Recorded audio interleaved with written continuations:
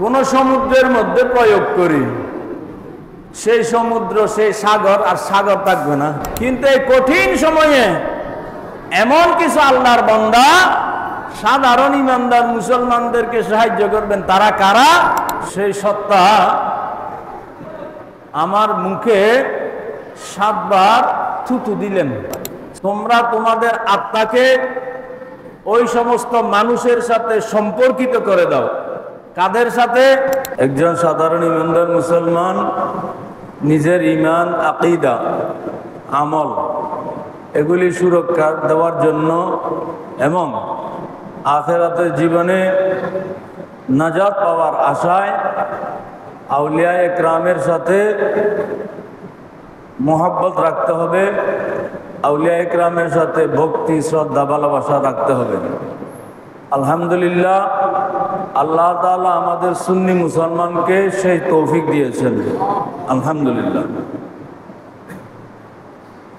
যারা আউলিয়া একরামের সাথে সুসম্পর্ক রাখে না, যারা আউলিয়া একরামের প্রতি ভক্তি, শ্রদ্ধা, ভালোবাসা রাখে না, বরং ক্ষেত্র বিশেষে আউলিয়া একরামকে নিয়ে কটূক্তি করে, তাদের ব্যাপারে স্বয়ং আল্লাহ তাআলা বলেছেন হাদিসে কুদসি, মান আদালি ওয়ালিয়ান ফাআযানতুহু বিল হারবি। গৌসে মেজভান্ডারীকে আমরা সম্মান করি, শাহিন শাহে শ্রীকোটকে আমরা ইজ্জত করি, এগুলি যে আমরা করি, এগুলিও কোনো আমরা মন গড়া বানোয়াট কোনো কাজ করি না, আলহামদুলিল্লাহ।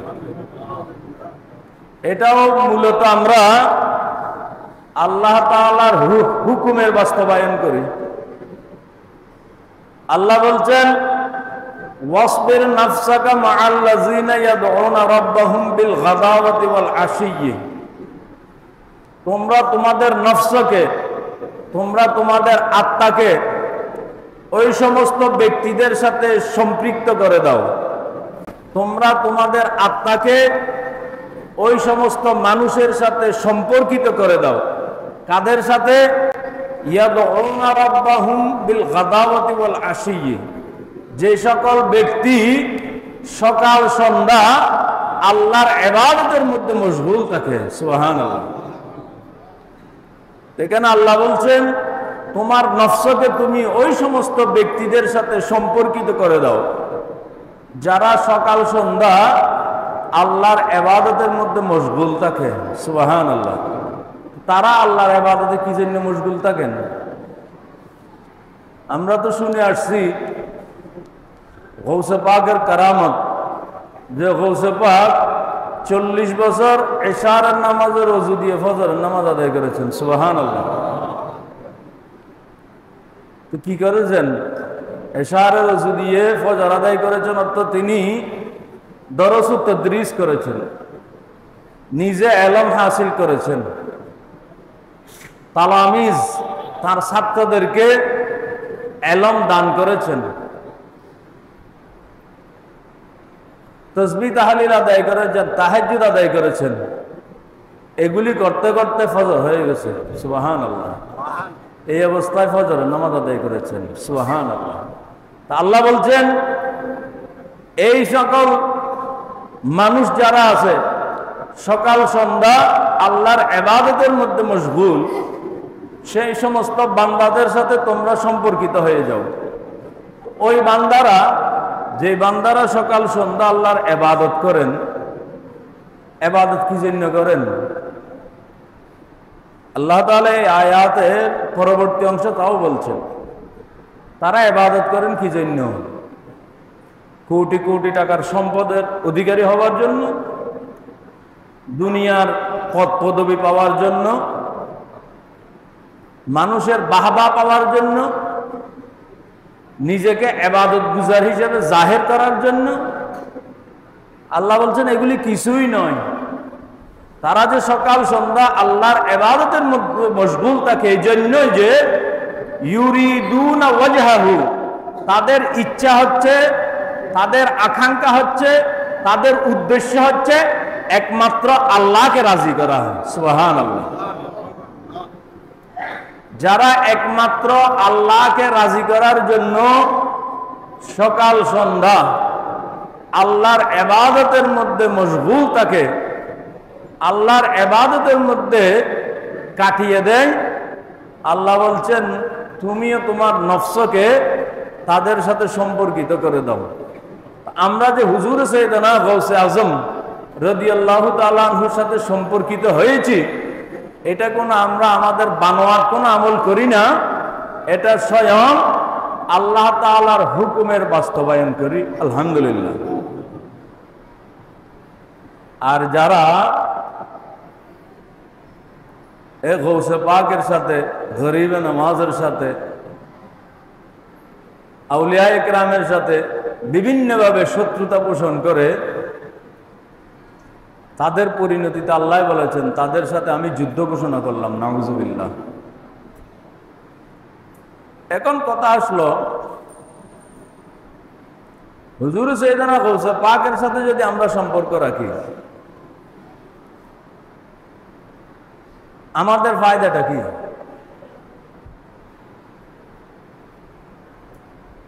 গৌসে পাক ইবাদত বন্দেগী করেছেন, দরস ও তাদরিস দিয়েছেন। গৌসে পাক তো গৌসিয়তের মহান মর্যাদায় যে অভিষিক্ত হয়েছে, যার গৌসিয়তের স্বীকৃতি দুনিয়ার সকল আউলিয়া একরাম দিয়েছেন, সুবহানাল্লাহ। হুজুর গৌসে পাককে যে গৌসে আজম হিসাবে স্বীকৃতি দিয়েছেন, এটা কোনো আমি আপনার মতো কোনো মানুষ দেন নাই। ইনি গৌসিয়ত পেয়েছেন আমার রসুলের নূরানি হাত মোবারক থেকে, সুবহানাল্লাহ। আর তাকে গৌসুল আজম এটা উপাধি দিয়েছেন সমকালীন সময়ের যত বড় বড় মুহাদ্দিস, মুফাসসির, হাদিস বিশারদ, ইমাম, ফকি যারা আছেন ছিলেন, তারা সকলে এক বাক্যে হুজুর সাইয়েদনা গৌসে আজমকে গৌসে আজম স্বীকৃতি দিয়েছেন, সুবহানাল্লাহ। হুজুর গৌসুল আজম, যেটা আমরা গৌসুল আজম বলছি, এটা কোনো আমাদের বানানো নয়। হুজুর গৌসে পাক বলছেন, একদিন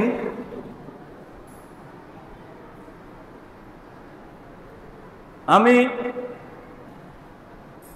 মসজিদের মধ্যে আছি, হঠাৎ করে দেখলাম একটা মিম্বর শূন্যের উপরে, আকাশের উপরে।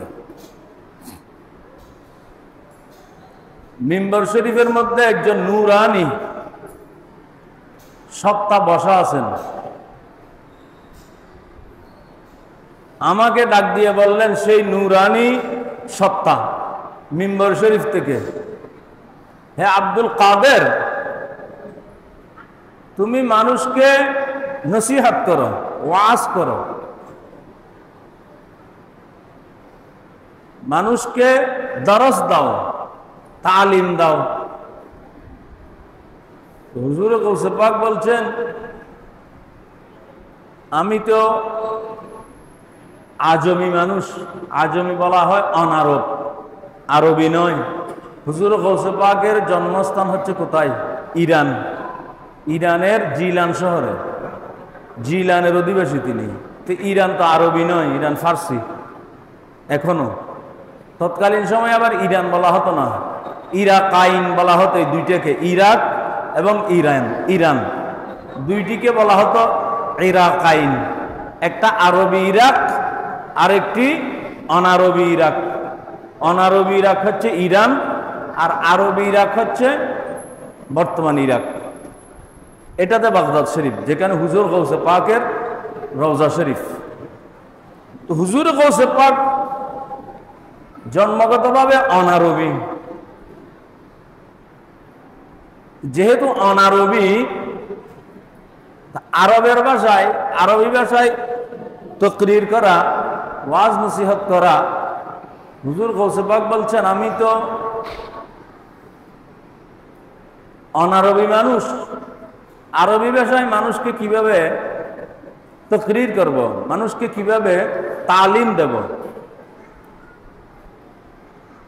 তখন সেই নূরানি মিম্বরে যে সত্তা বসা, তিনি বলছেন ইফতাহ ফাকা,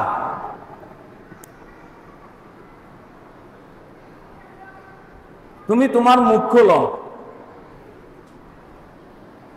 গৌসে পাককে মুখ খুলতে বললেন। হুজুর গৌসে পাক বললেন আমি মুখ খুললাম। আমি মুখ খোলার পরে সেই সত্তা আমার মুখে 7 বার থুতু দিলেন। সুবহানাল্লাহ, 7 বার থুতু দিলেন। এবারে আরেকজনে বললেন, হে আব্দুল কাদের, তুমি আবার মুখ খোলো। আমিও মুখ খুললাম।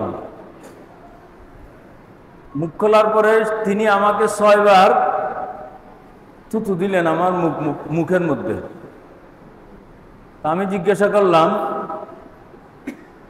উনি আমাকে 7 বার থুতু দিলেন, আপনি 6 বার দিলেন কেন? তিনি জবাব দিলেন, যিনি তোমাকে 7 বার থুতু দিয়েছে তোমার মুখ মুবারকে, তিনি হচ্ছেন স্বয়ং রাসূলুল্লাহ। সুবহানাল্লাহ। আর আমি যিনি 6 বার তোমাকে থুতু দিলাম, আমি হচ্ছে বেলায়েতের শাহিনশাহ হযরতে সৈয়দনা আলী মুর্তজা। সুবহানাল্লাহ।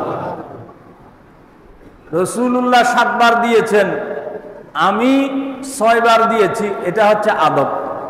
আমিও যদি রসুলের সমান 7 বার দিই, এটা আদবের খেলাফ হয়। এই জন্য আমি তোমার মুখের মধ্যে 6 বার থুতু দিলাম আদবের খাতিরে। হুজুরে গৌসে পাক বললেন, যখন আমার রসুল এবং হযরত আলী মুর্তজার পক্ষ হতে আমি আমার এই মুখ মুবারকের মধ্যে নিয়ামত পেয়ে গেলাম, এরপরে আমি আল্লাহর সৃষ্ট জগতের আল্লাহর মারেফতের সাগরের মধ্যে এমন ভাবে ডুব দিলাম, যে সাগর থেকে আমি অজস্র মণিমুক্তা আহরণ করে নিয়ে আসলাম। সুবহানাল্লাহ। এজন্য হুজুর গৌসে পাক বলতে পারছেন কি, وكل ولي على قدم وإني على قدم النبي بدر الكمال السلام نور چشم انبیاء। হুজুর গৌসে পাক বলছেন, দুনিয়ার যত আউলিয়া একরাম আছে, तमाम আউলিয়া একরামের গর্দানের উপরে আমি গৌসুল আজমের কদম মোবারক। সুবহানাল্লাহ। কেন? কারণ আমার গর্দানের উপরে স্বয়ং হুজুর করিম রউফুর রহিম সাল্লাল্লাহু আলাইহি ওয়াসাল্লামের গর্দান মোবারক, কদম মোবারক। সুবহানাল্লাহ।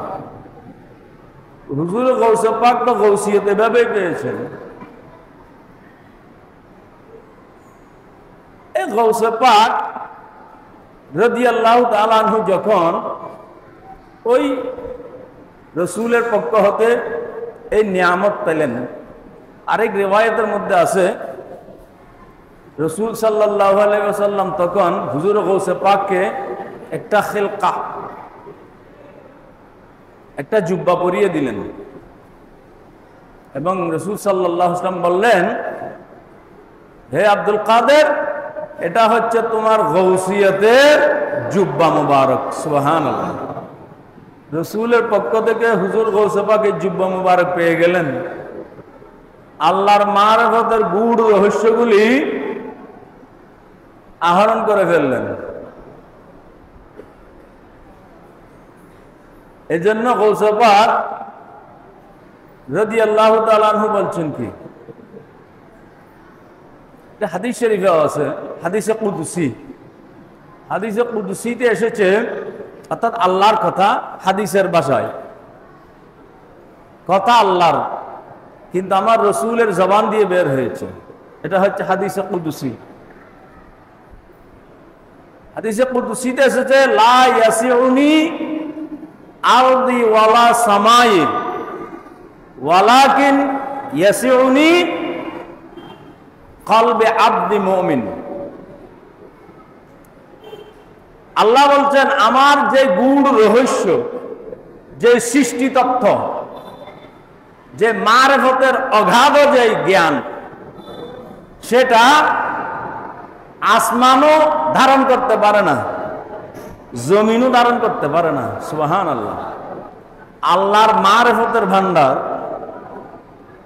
আল্লাহর সৃষ্টি তত্ত্বের যে রহস্য, যে বেদ, এগুলি আসমান জমিন, এত বিশাল আসমান, এত বিশাল জমিন, বিশাল আসমানও তো একটা নয়, 7টা আসমান।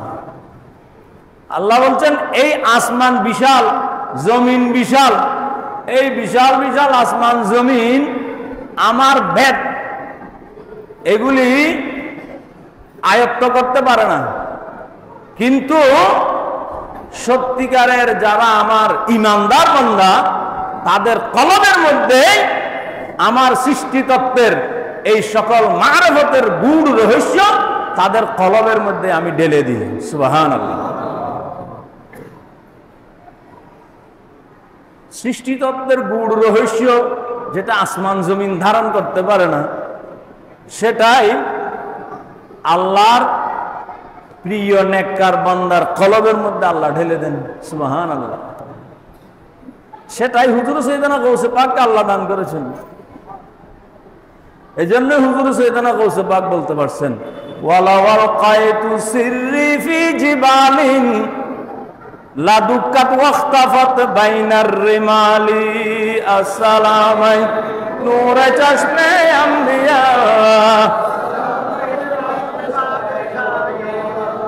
ওয়ালাওয়াল কায়তু সিররি ফি বিহারিন লাসারাল কুল্লু গাওরান ফি জাওয়ালি আসসালামাই নূরে চশমে আম্বিয়া সালামাই বাদশাহে আউলিয়া ওয়ালাওয়াল কায়তু সিররি ফাওকা নারিন লাখামদাত ওয়ান্তাফাত বাইনার রিমালি আসসালামাই নূরে চশমে আম্বিয়া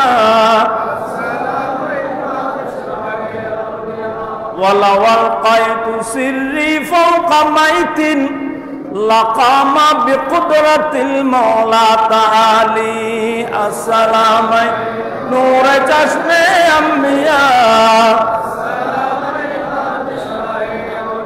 হুজুর গৌসে পাক বলছেন, আমি আল্লাহর সৃষ্টি তত্ত্বের যে গূঢ় রহস্য আমি পেয়ে গেছি আল্লাহ এবং আল্লাহ রসুলের পক্ষ হতে, যেটা আসমান ধারণ করতে পারে না, জমিনও ধারণ করতে পারে না, সেটা হুজুর গৌসে পাকের কলবের মধ্যে ধারণ করা হয়েছে। সুবহানাল্লাহ। সে গৌসে পাক বলছেন, আমি যেটা আল্লাহ এবং আল্লাহ রসুলের পক্ষ হতে যেটা পেয়েছি, যে গূঢ় রহস্য আমি জেনে গেছি, সেটা যদি আমি কোন পাহাড়ের মধ্যে প্রয়োগ করি, ওয়ালাওয়াল কায়তু সিররি ফাওকা ফি জিবালিন, যদি আমি কোন পাহাড়ের মধ্যে প্রয়োগ করি, সেই পাহাড় আর পাহাড় থাকবে না, চূর্ণ বিচূর্ণ হয়ে ক্ষুদ্র ক্ষুদ্র বালিকণায় পরিণত হয়ে যাবে। সুবহানাল্লাহ। আমি যদি আমার সেই গূঢ় রহস্য কোন সমুদ্রের মধ্যে প্রয়োগ করি, সেই সমুদ্র, সেই সাগর আর সাগর থাকবে না, সেটা ধু ধু মরুভূমিতে পরিণত হয়ে যাবে। সুবহানাল্লাহ। আমার যে গূঢ় রহস্য আল্লাহ এবং আল্লাহ রসুল আমাকে দিয়েছেন, সেই গূঢ় রহস্য যদি আমি আগুনের মধ্যে প্রয়োগ করি, সেই আগুন আর আগুন থাকবে না, সেটা ফুল বাগানে পরিণত হয়ে যাবে। সুবহানাল্লাহ। আল্লাহ এবং আল্লাহ রসুল আমাকে যে জ্ঞান দিয়েছেন, যে মারফতের গূঢ় রহস্য আমি জেনে গেছি, এটা যদি আমি কোনো মৃত ব্যক্তির উপরে প্রয়োগ করি, কোন মরা মানুষের উপরে, লাকামা বিকুদরাতিল মাওলা তাআলি, সেই মানুষটি আল্লাহর কুদরতে জীবন্ত হয়ে যাবে। সুবহানাল্লাহ। হুজুর সাইয়েদনা গৌসে পাক রাদিয়াল্লাহু তাআলা আনহু আল্লাহর পক্ষ হতে, রসুলের পক্ষ হতে এই ধরনের মারফত অর্জন করেছেন। আলহামদুলিল্লাহ। এখন কথা আছে, তো গৌসে পাকের সাথে সম্পর্ক রাখতে আমরা কেন রাখবো? আমাদের ফায়দাটা কি? আমাদের লাভটা কি? তার প্রথম জবাব হচ্ছে, এখানে লাভালাভের কোনো হিসাব নাই। আল্লাহ যেহেতু বলেছেন ওয়াসবির নাফসাকা মাআল্লাযিনা ইয়াদউনা রাব্বাহুম বিল গাদাওয়াতি ওয়াল আশি ইউরিদুনা ওয়াজহাহু, তোমরা তোমাদের নফসকে, তোমাদের আত্মাকে তাদের সাথে সম্পর্কিত করে দাও। তোমরা তোমাদের নফসকে তাদের সাথে সম্পৃক্ত করে দাও যারা সকাল সন্ধ্যা আল্লাহর ইবাদতের মধ্যে মশগুল থাকে, শুধুমাত্র আল্লাহকে রাজি করার জন্য। যেহেতু আল্লাহ তাআলা এখানে ওই সকল ব্যক্তিদের সাথে, ওই সকল আল্লাহর ওলিদের সাথে আমাদের আত্মাকে সম্পৃক্ত করতে বলেই দিয়েছেন, এখানে আর কোনো লাভালাভ, লাভ ক্ষতির কোনো হিসাব নাই। আল্লাহ যেহেতু বলেছেন, আমরা আল্লাহ প্রিয় ওলিদের সাথে সম্পর্ক রাখবই রাখবো ইনশাআল্লাহ। এটা হচ্ছে সহজ জবাব। আল্লাহ হুকুম দিয়েছেন, সেখানে আর লাভ ক্ষতির হিসাব নাই। আল্লাহ বলেছেন আমাকে করতেই হবে। কিন্তু এর পরেও আমাদের জন্য গৌসে পাকের সাথে সম্পর্ক রাখলে আমাদের ফায়দা আছে। কি ফায়দা? যেই ফায়দায় দুনিয়ার কোন ফায়দার সাথে তুলনাই হবে না। সুবহানাল্লাহ।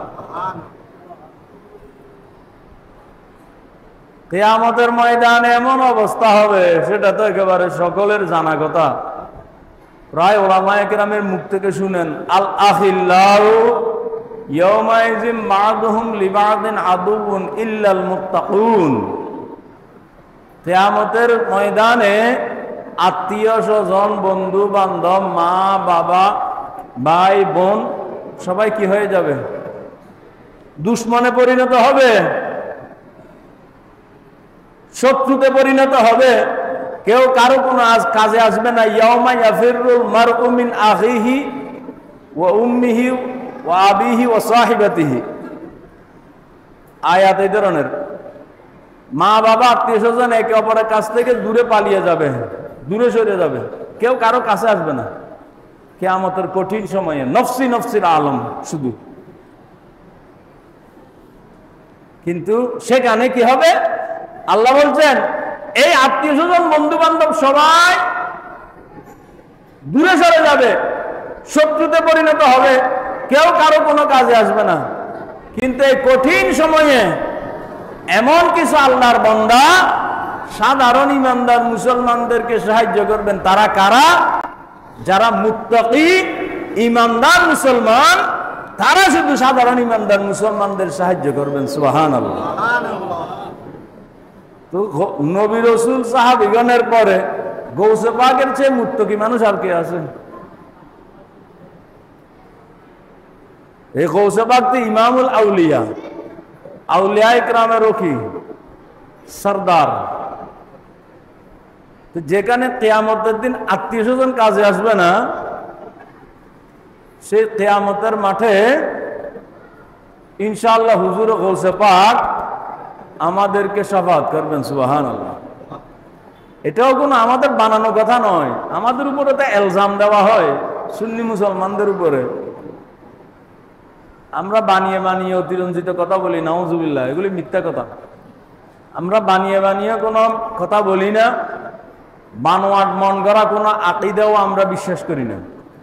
আমরা যা বিশ্বাস করি, কোরআন, হাদিস, ইজমা, কিয়াসের ভিত্তিতে আমাদের পূর্বসূরি আইম্মাগণ যেটা বিশ্বাস করতেন, আলহামদুলিল্লাহ আমরা সেটাই বিশ্বাস করি। সুবহানাল্লাহ। রাসূল সাল্লাল্লাহু আলাইহি ওয়াসাল্লাম বলছেন, হাদিস শরীফে আছে, ইয়াদখুলুল জান্নাতা বিশাফাতি রাজুলিন মিন উম্মতি আকসারা মিন বনি তামিম। কিয়ামতের ময়দানে আমার উম্মতের একজন ব্যক্তি, কিয়ামতের ময়দানে আমার উম্মতের একজন ব্যক্তি আমার উম্মতের এত অধিক সংখ্যক উম্মতকে শাফাআত করে জান্নাত দেবেন। কত সংখ্যক? তৎকালীন সময়ে তমিম গোত্র একটা ছিল রসুলের জমানায়, তমিম গোত্র। তমিম সম্প্রদায়ের জনসংখ্যা বেশি ছিল, অনেক অনেক। এটা বুঝার জন্য বলছেন রসুল, এই তমিম গোত্রের যত মানুষ আছে তাদের চেয়েও অধিক সংখ্যক মানুষকে আমার একজন ইমানদার উম্মতের সুপারিশে আল্লাহ তাআলা জান্নাত দিয়ে দেবেন। সুবহানাল্লাহ। আউলিয়া ইকরাম যে সুপারিশ করে সাধারণ ইমানদার মুসলমানকে জান্নাত দেবেন, সেটা কি আমাদের বানানো কথা না আমার রাসূলুল্লাহর কথা? তা আমাদের রাসূলুল্লাহর কথা, আলহামদুলিল্লাহ। আমরা তো সেটা বিশ্বাস করি। রাসূল যেটা বলেছেন, কিয়ামতের ময়দানে সুপারিশ কারা কারা করবে? ইয়াশফাউ ইয়াউমাল কিয়ামাতি সালাসা, হাদিস শরীফে এসেছে। কিয়ামতের ময়দানে তিন শ্রেণীর মানুষ, তিন শ্রেণীর মনীষী মহান ব্যক্তি সাধারণ ইমানদারদেরকে কি করবেন? সুপারিশ করবেন। কারা কারা? এক নম্বর আল আম্বিয়া, দুই নম্বর আল উলামা, তিন নম্বর আশ-শুহাদা। এক নম্বর হচ্ছে নবী রাসূলগণ। সুবহানাল্লাহ। নবী রাসূলগণ সাধারণ ইমানদার মুসলমানদেরকে কি করবেন? সুপারিশ করবেন। ওয়াল উলামা, আলেমগণ। আলেমগণ বলতে বর্তমান সময়ের আলেম না, বর্তমান সময়ের আলেম কয়েকজন আলেম পাওয়া যাবে সত্যিকারের? কিছু আলেম আছে আলহামদুলিল্লাহ, কিছু আলেম না থাকলে তো কিয়ামত হয়ে যেত। কিছু সত্যিকারের আলেম হয়তো আছে। আলেমগণও কি করবেন? সুপারিশ করবেন। সেই আলেম হুজুর গৌসে পাকের মতো আলেম, সেই আলেম সরকারে গরিবে নওয়াজের মতো আলেম, সেই আলেম আলা হজরতের মতো আলেম। এই ধরনের সত্যিকারের আলেমরা সাধারণ ইমানদার মুসলমানদেরকে সুপারিশ করবেন। সুবহানাল্লাহ। সুম্মা শুহাদা, তারপরে শহীদগণ। শহীদগণও কি করবেন? সাধারণ ইমানদার মুসলমানদেরকে সুপারিশ করবেন। সুবহানাল্লাহ। তা আমরা তো সেই রীতির উপরে আছি। আমার রসুল যেটা বলেছেন, আমরা আমাদের রসুলকে শফিউল মুজনবিন মানি, আলহামদুলিল্লাহ। আমরা আউলিয়া ইকরামকে আমাদের সুপারিশকারী মানি, আলহামদুলিল্লাহ। এটা হাদিস শরীফ। আমরা শহীদগণকে আমাদের সুপারিশকারী মানি, এটা হাদিস শরীফ। এই সুপারিশ পাওয়ার জন্যই আমরা হুজুরে গৌসে পাক সরকারে গরিবে নওয়াজকে মহব্বত করি। সুবহানাল্লাহ। এই শহীদগণের সুপারিশ পাওয়ার জন্যই আমরা সৈয়দুশ শুহাদা হযরত ইমাম হোসাইনকে মহব্বত করি। সুবহানাল্লাহ। তাহলে আমাদের মহব্বতের ফায়দা সংক্ষিপ্ত সারে তো বুঝে গেল। এই গৌসে পাককে মহব্বত করলে আমাদের ফায়দাটা হচ্ছে কিয়ামতের ময়দানে যে ফায়দার সাথে, যে উপকারিতার সাথে দুনিয়ার কোনো উপকারিতার কোনো তুলনাই হবে না। সুবহানাল্লাহ। আর গৌসে পাকও তাকে যারা মহব্বত করেন, গৌসে পাককে যারা মহব্বত করেন, তাদের ব্যাপারে মোটামুটি অভয় দিয়েছেন গৌসে পাক। গৌসে পাক কি বলছেন? হুজুর গৌসে পাক বলছেন, মুরিদি লা তাখাফ আল্লাহু রাব্বি আতানি রিফাতান নিলতুল মানালি আসসালামাই নূরে চশমে আম্বিয়া সালামাই বাদশাহে আউলিয়া। হুজুর গৌসে পাক বলছেন, মুরিদি লা তাখাফ আল্লাহু রাব্বি, হে আমার মুরিদ, আমার ভক্ত অনুরক্তরা। হুজুর গৌসে পাক তার ভক্ত অনুরক্তদেরকে সম্বোধন করে বলছেন মুরিদি। গৌসে পাকের মুরিদ কারা? হুজুর গৌসে পাক বলছেন, ইউহিব্বুনি ইলা ইয়াউমিল কিয়ামাহ, কিয়ামত পর্যন্ত যে সকল ইমানদার আমি গৌসুল আজমকে মহব্বত করবে সবাই আমার মুরিদের অন্তর্ভুক্ত। সুবহানাল্লাহ। হুজুর গৌসে পাক বলছেন, মুরিদি লা তাখাফ আল্লাহু রাব্বি আতানি রিফাতান নিলতুল মানালি, হে আমার ভক্ত অনুরক্ত মুরিদরা, তোমাদেরকে আমি অভয় দিচ্ছি। মহান রব্বুল আলামিন আমাকে যে শাফাআতের সুমহান মর্যাদা দিয়েছেন, সেই মর্যাদায় আমি আমার মুরিদগণকে ইনশাআল্লাহ কিয়ামতের ময়দানে পার করিয়ে দেব। সুবহানাল্লাহ। আল্লাহ তাআলা আমাদেরকে হুজুর সাইয়েদনা গৌসে পাক সহ तमाम আউলিয়া ইকরামের মহব্বত অন্তরে ধারণ করার তৌফিক দান করুন, আমিন। সমস্ত ভ্রষ্টতা, গুমরাহি, বিভ্রান্তি এগুলি থেকে আমাদের ঈমান ও আমলকে আল্লাহ হেফাজত করুন, আমিন।